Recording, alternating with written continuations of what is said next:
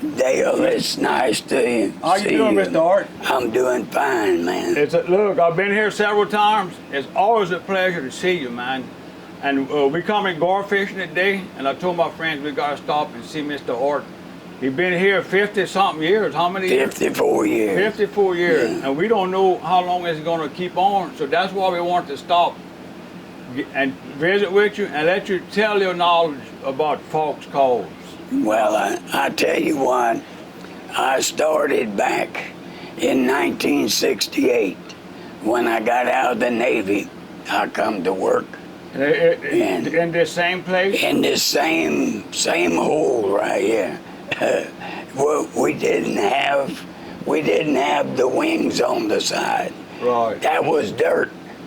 And I would cut the calls on the dirt out there. Wow. Yes. Y'all came a long way from Oh, there. yeah. No air conditioning, none of that. It was. So you started in '68, and Mr. Dudley was, Mr. Potan. Potan was getting old back then, and he couldn't take and furnish the calls. So they hired me to take Potan's place. Okay. Potan did. See, Potan owned half of the business. And he started Faulk. He started Faulk's originally when in the 30s. He'd make calls by handmade with a pocket knife over in Cameron Parish. So that's where it started. That's where it started. And then Dud come out of the Navy just like I did, and he come and started working at city service and making calls at the same time. So you're talking about almost 90 years. Oh shoot, yeah. Now how many call companies they come and go? Well, Old was one of the oldest. Right. And he worked until he passed away. But you're looking at 90 years of history right here, man. Yes. And made the old way. And I haven't changed nothing.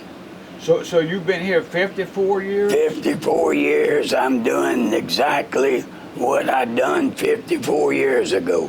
Wow. That's amazing.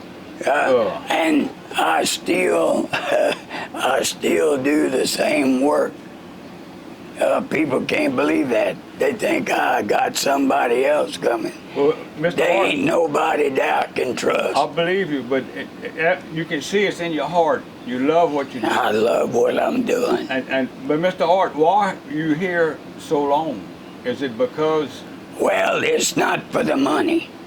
you really like it? I like the work and I like the people. I tell you what, I miss them people I worked for. You're talking about Mr. Potan. Potan and Rena. Rena was a good person. Right. We got along, and they treated me right. There's not too many people that'll treat you right nowadays. No, you're right. You're right. So when somebody treats me right, I stay with them. Well, that's I don't like to change jobs. right. Well, you're dedicated to it. I love what I do. And you do a good job, I'm going to tell you. And you got a good personality. You're a fine fella. Well, I It's always a appreciate pleasure to come see you because you're such a good fella to talk to. And but I want to ask you a question. You think you can show us? You got I can soundboards show here. You you. got wedges over here. You got calls. You think That's you can walk what I'm working on right now is wedges. I'll show you how that works. We would love to see that. Yes. I'm going to come over here. Now it's a little bit noisy, That's all right. so I'm not going to be able to talk Look, you're much. looking back in time right here. But I'm going to show you how it works. This right here is a press, a bearing press. But it works good for what I want it for. So everything you see right here was altered to fit my line of work. Now this was handmade, and it's got some screen brads in it that you put a screen up with on an old screen door. Who invented that? And this right here was Dud and I.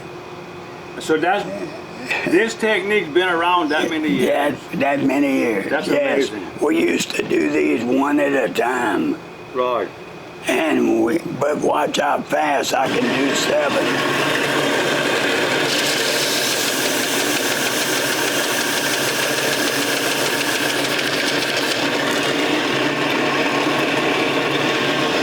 And that's how many we made.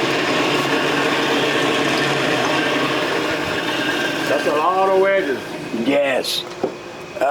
When you have this filled up, you got approximately 55 to 6,000 wedges. And the bar, this bar that goes up and down, it rests on that piece of metal right there. Right. That way it doesn't score up my... So when that sits in that sander and it sands to a certain It's point, perfect. that's it. It's perfect every time. That's amazing. Yeah. And we made these boards, Dud and I. They exactly fit 7 of them. Who would have thought of something like that?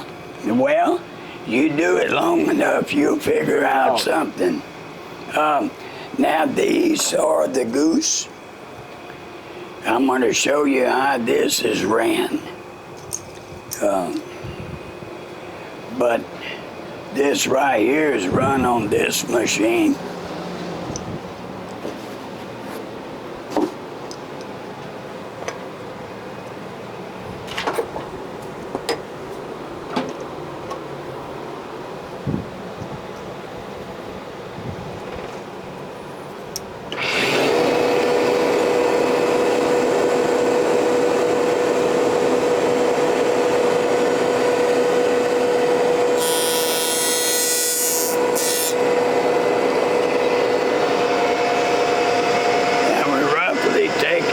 About 5 thousandths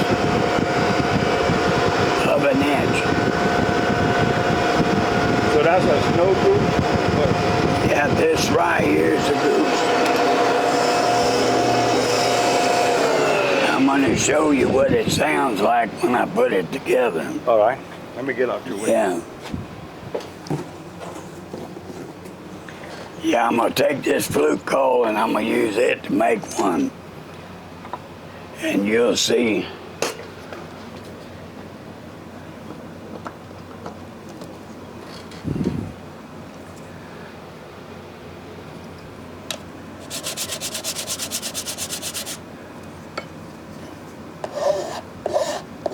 Now this is what you call handwork. Now what I'm doing. This is what you call priceless. Right, that right there. You can't teach nobody this. They have to learn it. But if you look at this good, they've got a bump here and a bump there. And that's what controls your sound.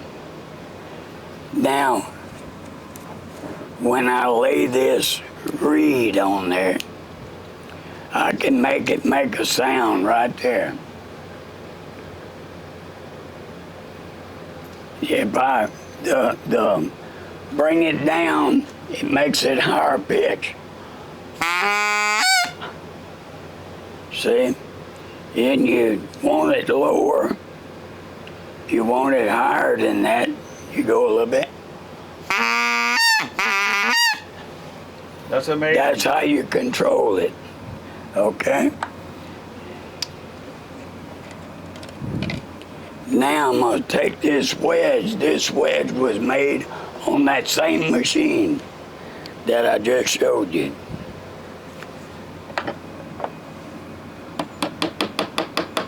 Even my hammer's handmade. That's a crow call.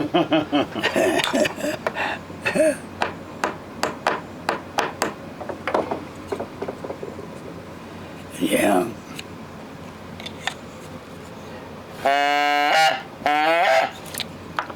It's a little bit too deep. Yeah. I gotta bring it, even it out.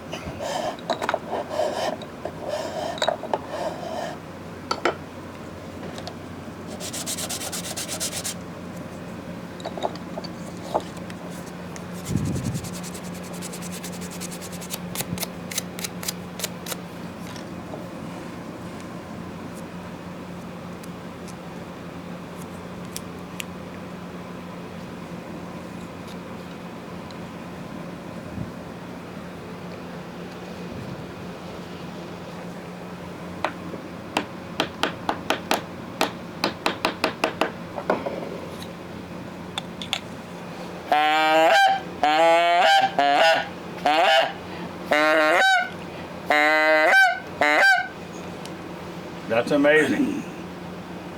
That's how it's made. Just polish this right there. Now, I have another type that's called a short reed. Now I'm going to show you why I call it short reed.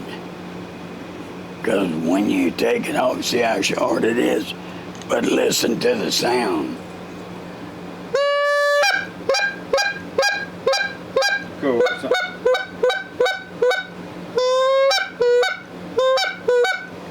That sounds like a goose. Oh yeah, that's a ring. Now those been around since Dudley or Dave? Yeah, I made this right around the time the Dud died. But all these, that's my inventions. That's not Dud's. You sure did a good job. Now I've got a dove call.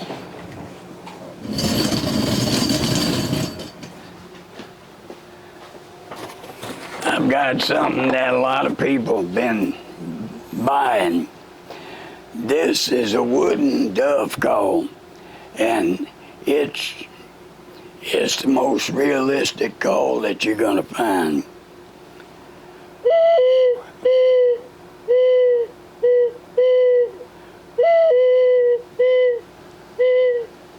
It sounds like a dove. You can call all types of dove with this one.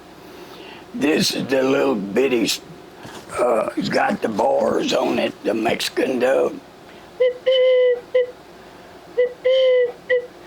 They'll get on the peak of your house, and that's the sound they make. That's a nice call. Yeah. Now, can you show us a little bit about the cane calls? Because you're yeah. famous for the cane calls. Because I take and I make the cane calls, and we grow our own cane. This cane is grown right out here. When I run out of that, there ain't no more cane, because I'm not gonna go looking for it. But these right here are 1/2 inch and 9/16. This is a 16 gauge shotgun shell casing. You know, like your Sweet 16 right. shotgun. Well, this is what it looks like. This is what they make the shell out of. This is all brass. You can't buy that no more. Now they're still covered with just a little bit of brass. But they'll rust easy now. Yes. This right here won't, because it's solid brass. Doug bought them years ago. So you still have? I got about 70,000 of them left. Yeah. I've got enough to last me my lifetime. So what's the process of making the cane call? Oh my goodness, and you got a lot to do. First, you cut the cane by hand because you have to size it. And the sizing of it is just by eye, because a lot of the cane won't work.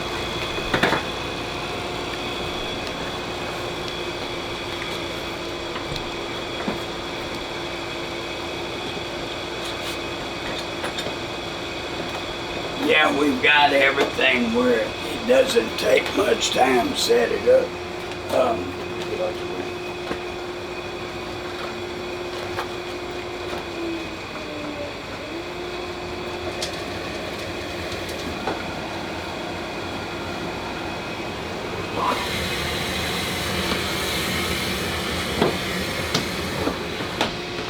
Yeah, you see how I got that set up? You got that going on. Oh, yeah. Okay. Now, after I put these on, I take and I cut them off with the bandsaw. I square it up, okay? Then I take and put it on the shaft. So when you stick it on there, it just stays there? Yeah.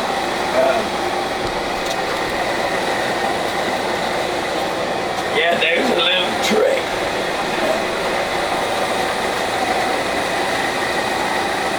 There's a little trick that you use for that.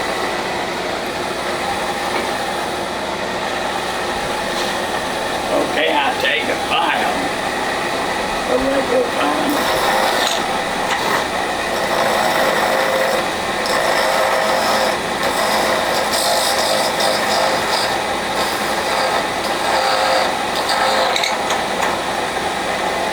I'm trying to get it right next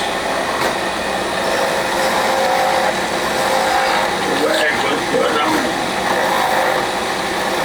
And I'm rambling the head.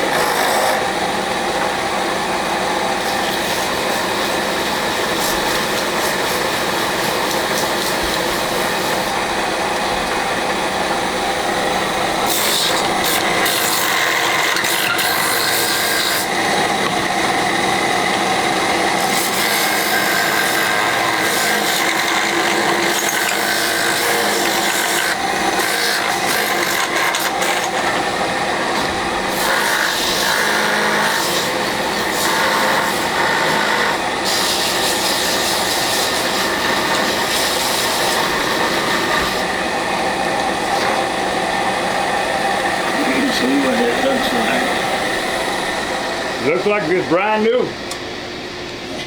Oh, that looks first class, man. There's no ridges or blemishes. I took all that off with the files. Mr. Art, I want to ask you one question. Just to say, that's a half inch. Is that a half inch shaft? That was larger than a half inch. We brought it down just with the file. Yes. So it fit a multiple. There's a lot of work goes to making that fit on these shafts. So like, that's why we got so many of them. But this will only fit a half inch? That's it. And your other ones, okay. Yes. You see I used a half inch for for crow calls, and this is for the duck call. This is for the 33. Man, that's amazing. Yeah. That's old school history, that. Yes, that's all handmade stuff. Wow. Yes. So all these machines date back to the 50s? This one here goes back at least 65, 70 years ago. Wow. They used to use all these machines here with this. And they do it free-handed. But they went from that to this. Everything I make is all uniform. The stuff they used to make wasn't uniform. They'd have different sizes. Because they was all done by eye. Well, Mr. Art, how many different calls? You'll still have the variety, the same amount of calls? Right. There's about 50 different types of calls that I make. 50? Yes. Wow. Now there's some of them we discontinued because there's no market. There's no market for them. Right. That's right. They don't even know what that is. I've made elk calls and moose calls, and everybody makes their own. Right. Yeah. Well, they got call makers all over now. Right. But none of them that been here 50-something years. No. Now, outside, So, Mr. Art, this will, after y'all making calls, and y'all come here and y'all dip them? yeah, And and this right here, we dip them first. I dip them first. Now, do you have, And these are painted by hand. is there a secret solution you use? Or? Yes, it's They're pretty, I'll tell you what.